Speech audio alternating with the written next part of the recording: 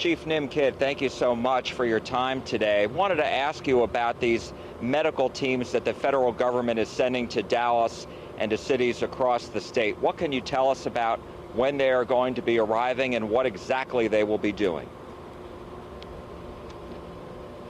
So Jack, thank you. Yes, we've worked with our federal partners to bring in Disaster Medical Assistance Team. The acronym you'll hear is called DMAT.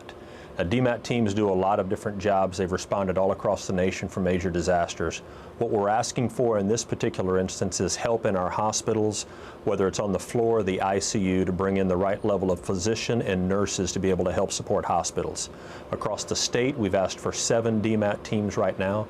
Each team is made up of about 35 members, but can increase along the needs as needed.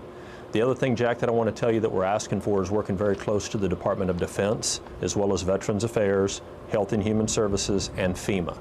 We're talking to all of those federal agencies right now to make sure that the right level of staff will be needed in, or will be supported in Texas as our needs demand.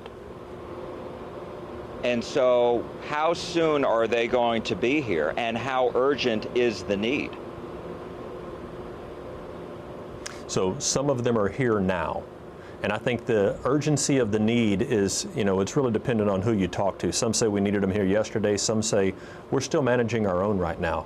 So our goal, Jack, is to get out of the way of progress in this, is get our federal partners in. They've had executive teams and assessment teams here with us all week and are working with our regional advisory councils as well as our hospital folks to make sure that we get the right level of need at the right time in the right location. Now, these teams are not giant teams to begin with, but as they get in, they will help us express the need back to our federal partners so that, again, we don't want to overwhelm a community with resources that aren't needed, but we certainly don't want to be late to need if there is a desire for additional assistance within those hospitals.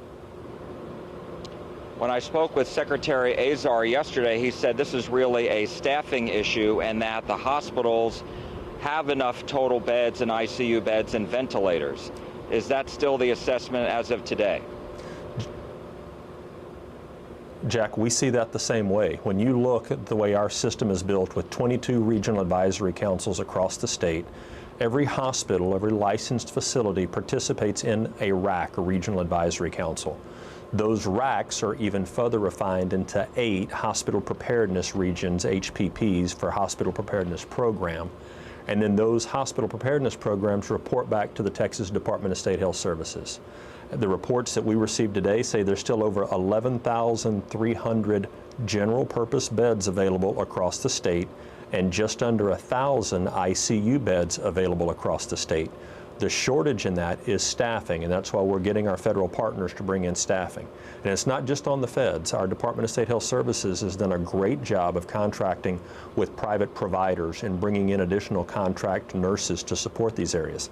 We have over 2,300 of those providers scattered across Texas right now. And where are they from and when do they arrive?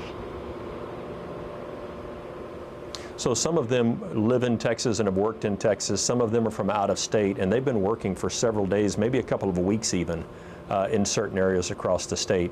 The point is we'll continue to ask for more. I mean, this is not an endless supply, and I don't want people to think that. I certainly don't believe that. But as we see need, we are finding resources and addressing those needs, trying to be just ahead of need. Again, nobody wants a bunch of resources sitting around waiting with nothing to do. We want to be prepared for that, which is why if you look at hospitals, we still have, again, over 11,000 general purpose beds available all across the state. There's over 640 licensed hospitals in Texas, and some hospitals are being hit harder than others. But Jack, every day across Texas, we transfer patients between hospitals to get the right level of care, and we transfer patients between nursing homes and hospitals and back to nursing homes again.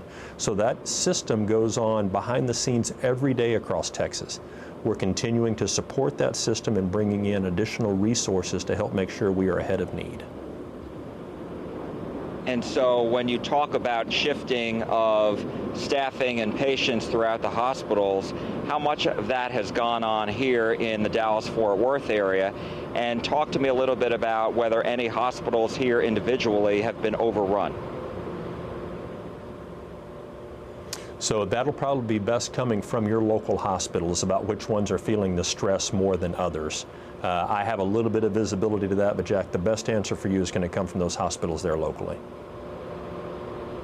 Okay, and as far as you talked before about the medical teams coming and the Department of Defense, Veterans Affairs, I understand, and HHS, plus the doctors that you have and nurses and others here already. So, I mean, when do you see this easing? Is there any, prediction that you're looking at? Well, I don't know that I want to get out there and say there's a prediction of when we see it end. We know that if we can get the public to follow the recommendations of the healthcare providers, the doctors that are advising all of us about what to do to keep from spreading the virus, if we can get people to wear the mask when they're outside, to wash their hands frequently, to cover their cough, to not be around other people if they're feeling bad. If we can just get people to start slowing down and doing what we ask them to do, then we will see this virus slow down as well. And I think for the most part, our public has been compliant when in public. What we're finding now is with multi-generational families and all of the holidays that we've had and all the Mother's Day and gatherings that we've had, people are following the rules when they're out in public, but when we get home, we relax ourselves, we let our guard down, we let our kids and our grandkids come and hang out with us, or we go hang out with our parents and grandparents. And what we're seeing more and more now is that spread, the community spread, is really family spread. And so the same practices that we've put in place for the public, we really need to start doing that at home. And when that happens, we will see the number of people going to the hospital drop down, and we'll see the demand on the healthcare system drop down. So, are you saying that people should be wearing masks if they're near those relatives, or just not be near those relatives at all? I think when you're going to be in the same room with family members, if you cannot stay more than 6 feet apart, and if you can't keep the place clean, or if one of you is feeling bad, you should be wearing a mask. Was your agency involved yesterday in Lake Worth and where a nursing home had to be evacuated? I don't think we helped with the evacuation of the nursing home. We were prepared to send additional resources, and then as I understand it, the administrator of the nursing home decided it would be best to just transfer those patients elsewhere. And those transfers of people, are people who've recovered from COVID-19 allowed to be moved to other nursing facilities? And is that happening where people who've recovered are transferred to nursing facilities that they don't live in once they go back? So, yeah, Jack, that's a question that is a level of detail that I don't have right now. We need to talk to the Health and Human Services Commission, who regulates the nursing homes, and find out from them how they're moving that back and forth around it, if people are allowed to move. I don't have that exact answer right now. I understand. Let me ask you something you know a lot about, and that is testing. First, let me ask you about these community testing sites. I know the federal government, their support, the funding for these 5 across the state is continuing through next Tuesday. Have you asked for that extension, and is it going to be extended? So I have not made an official ask for the extension yet. We're talking to them multiple times a day, every day, because what we're trying to make sure, Jack, is that we give the right resource for the public. I mean, as it gets hotter outside, we're seeing, you and I were just talking about that, as it gets hotter outside, the testing, people waiting in long drive-through lines to be tested inside their car, isn't as rough as it is on the people that are standing out there doing the testing for hours at a time. So what we want to do is make sure that we have enough testing resources scattered across the community to be able to do that. I think we've already talked at some point about all of the community-based testing site 2.0 sites, which are the Walgreens, the Walmarts, the CVS, the Krogers, Rite Aids. They've put dozens, in fact hundreds. Today there's 980 different places across Texas that you can go get a COVID-19 test. And several of them are also free tests, not just these federal lanes.